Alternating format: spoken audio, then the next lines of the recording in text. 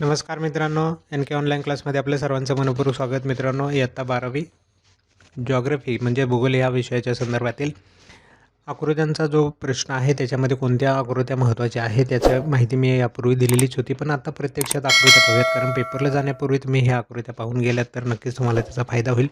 एक कच्ची आकृतीचा प्रश्न वाचल्यानंतर कोणत्या आकृत्या आलेल्या आहेत हे जर तुम्हाला समजलं तर तुमच्या उत्तरपत्रिकेच्या पाठीमागच्या बाजूवरती कच्चं पान अशा पद्धतीने लिहून त्या ठिकाणी कच्ची आकृती काढून ठेवली तर नक्कीच तुम्हाला त्याचा फायदा आकृती काढण्याचा प्रश्न जेव्हा येईल तेव्हा होऊ शकतो.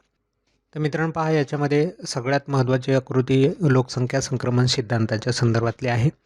तर कोणताही टप्पा काढायला सांगतील किंवा सगळेच टप्पे तुम्हाला दाखवायला लागू शकतात, तर ते पाहून घेणं तुमच्यासाठी महत्त्वाचं आहे.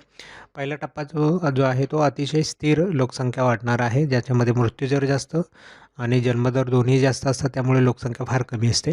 तर आरंभीच्या काळातील विस्तारणारा वक्र असतो, ज्याच्यात जन्मदर जास्त राहतो, मृत्यूदर झपाट्याने कमी व्हायला सुरुवात होते. त्यानंतरच्या तिसऱ्या काळामध्ये जन्मदर जो आहे तो जास्तच असतो, पण मृत्यूदर फार खालावलेला असतो. त्यानंतरच्या या काळामध्ये लोकसंख्या वाढ सुरू झालेली असते मोठ्या प्रमाणात.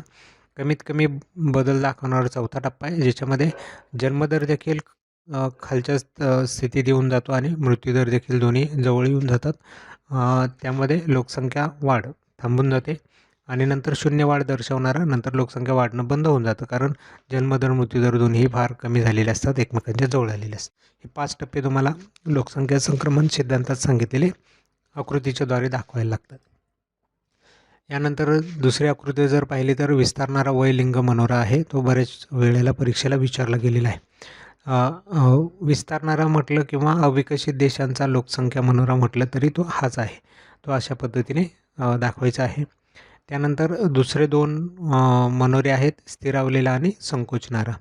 तर स्थिरावलेला जो आहे तो अशा पद्धतीने तुम्हाला दाखवायचा आहे आणि संकोचित जो झालेला आहे तो अशा पद्धतीने त्याची आकृती काढायची आहे.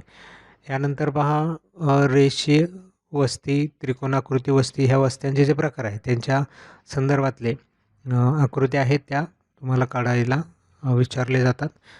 त्यानंतर पहा, भूगोलाच्या अभ्यासासाठी लागणारे कौशल्य किंवा भूगोल अभ्यासकाची कौशल्य म्हटलं जातं. तर ते कौशल्य अशा पद्धतीने तुम्हाला एक आकृतीचं डिझाईन करून दाखवायचे आहेत. म्हणजे आपण जे पॉईंट दाखवतो त्याच्यासाठी ज्या आकृत्या आहेत त्या ह्या ठिकाणी विचारात घ्यायच्या. त्यानंतर भूगोलाच्या अन्य शाखांशी असलेला संबंध, यामध्ये भौगोलिक, प्राकृतिक आणि मानवी भूगोल असे 3 मुख्य प्रकार आणि त्याच्यात येणाऱ्या उपशाखा. नंतर पहा, सार्वजनिक वस्तूंची किंवा सेवांची तरतूद विचारली जाते. त्यामध्ये तुम्हाला सार्वजनिक क्षेत्रातल्या वस्तूंच्या बाबतीतली अशी माहिती आकृतीत तयार करून दाखवायची. तर अशा काही महत्त्वाच्या आकृत्या आहेत, त्यांचा तुम्हाला थोडासा विचार करून बोर्ड परीक्षेमध्ये आकृत्या काढायच्या आहेत. नक्की तुम्हाला त्याचा फायदा होईल. चला तर मित्रांनो, सर्वांना बोर्ड परीक्षेसाठी शुभेच्छा. थांबूया त्या ठिकाणी, भेटूया पुढच्या नवीन अशाच पद्धतीने महत्त्वाच्या व्हिडिओच्या संदर्भातली माहिती घेऊन. तोपर्यंत नमस्कार.